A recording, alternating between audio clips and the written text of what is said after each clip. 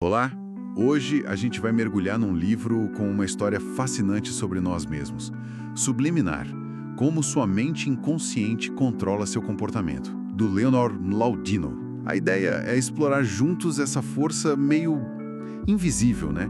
Que parece que puxa nossas cordas sem a gente nem perceber direito. É uma viagem bem interessante mesmo. O livro, assim, ele vai mostrando como esse nosso eu mais escondido, o inconsciente, acaba mexendo com tudo, sabe? O que a gente vê, o que a gente decide, como a gente se relaciona. É quase como se boa parte do nosso dia a dia fosse no piloto automático, então. Exatamente essa é a ideia.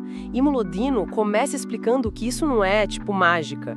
Tem tudo a ver com biologia, com a nossa evolução. Ah, faz sentido. O cérebro precisou criar uns atalhos para dar conta de tudo. E a sobrevivência mesmo. Essas reações automáticas, elas foram ficando porque literalmente salvaram a pele dos nossos ancestrais, né? Entendi. E aí o livro vai mostrando como essa máquina automática não só reage, mas ela meio que constrói a nossa realidade, é isso? Aquelas ilusões de ótica famosas, por exemplo? Perfeito. O cérebro interpreta o que os olhos mandam numa velocidade incrível para tentar fazer sentido do mundo.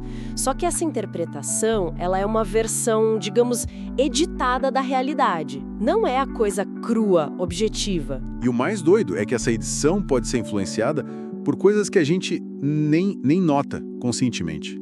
As tais pistas subliminares. Pois é, esse é um ponto-chave.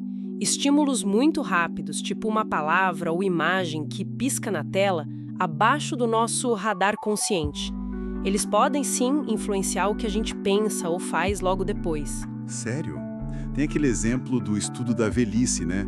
Que as pessoas andavam mais devagar. Exato. Mostraram palavras associadas a ser idoso de forma subliminar e os participantes, sem perceber o porquê, saíam da sala caminhando mais lentamente. É como se pequenas sementes fossem plantadas ali na nossa mente, sem a gente nem saber. Que coisa. Isso se aplica para a memória também, imagino? O livro fala de uma memória que a gente nem acessa conscientemente, né? Sim, a memória é implícita. Não é aquela que a gente busca, tipo, o que eu almocei ontem. É a memória de como fazer as coisas, sabe? Andar de bicicleta, dirigir. A gente não pensa em cada movimento. E o que é mais impactante, talvez, ela guarda também o peso emocional de experiências passadas. Uma coisa ruim lá da infância pode disparar uma reação hoje numa situação totalmente diferente. A pessoa não faz a menor ideia do porquê. Nossa!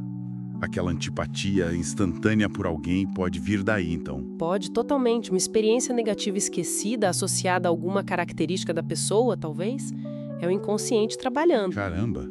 Então, se nossa percepção e memória são tão guiadas assim, nos nossos relacionamentos, nas interações sociais, isso deve ser um campo minado. E o nosso inconsciente é um leitor voraz de linguagem corporal, de microexpressões faciais, aquelas caretinhas de milissegundos que entregam a emoção real.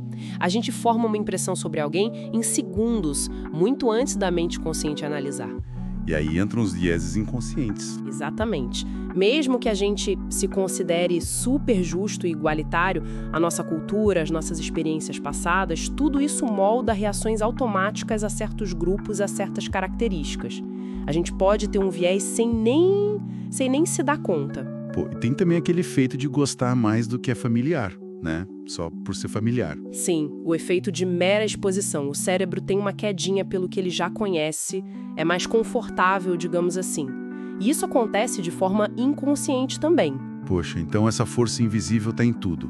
Como a gente vê o mundo, como a gente lembra, como a gente se relaciona e até na hora de tomar decisões ou ter ideias novas. Tipo, criatividade. Com certeza. Aquela famosa intuição, o feeling, o sexto sentido. Muitas vezes é o resultado desse processamento inconsciente massivo, sabe?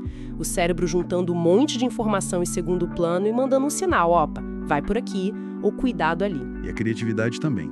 Também. Mlodinow argumenta que o inconsciente é ótimo em conectar ideias e conhecimentos de formas novas, inesperadas.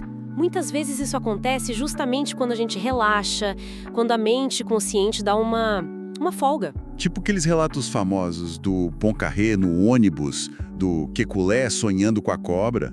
Exatamente esses. A solução aparece quando não se está forçando. É o inconsciente trabalhando livremente. Que demais isso. Então, peraí, a mensagem do livro não é que a gente é, tipo, marionete total do inconsciente, mas que entender essa dinâmica é fundamental para a gente se conhecer melhor, para ter mais agência. Precisamente. Não dá para apertar um botão e controlar o inconsciente, mas dá para aumentar nossa consciência sobre ele. Práticas como mindfulness, sabe? Prestar atenção nas nossas reações automáticas, nos nossos impulsos. Se questionar mais sobre o porquê de sentir ou reagir de certo jeito. Isso. E até atividades criativas podem ser um canal para a gente acessar ou entender melhor esses processos internos. É sobre navegar essas águas profundas com um pouco mais de mapa, né? Permitindo respostas mais deliberadas, menos automáticas. Faz todo sentido. Reconhecer que uma parte gigante de quem a gente é opera meio que nas sombras não é perder o controle. Talvez seja ganhar uma perspectiva mais honesta, mais completa sobre nós mesmos. Exato. E isso, claro, deixa uma pergunta no ar, né? Se a gente é tão constantemente moldado por essas forças todas, memórias que nem lembramos, vieses culturais, pistas sutis do ambiente que o inconsciente capta, até que ponto a gente consegue realmente criar um caminho que seja 100% nosso, sabe? Distinto dessas influências todas que o subliminar descreve tão bem.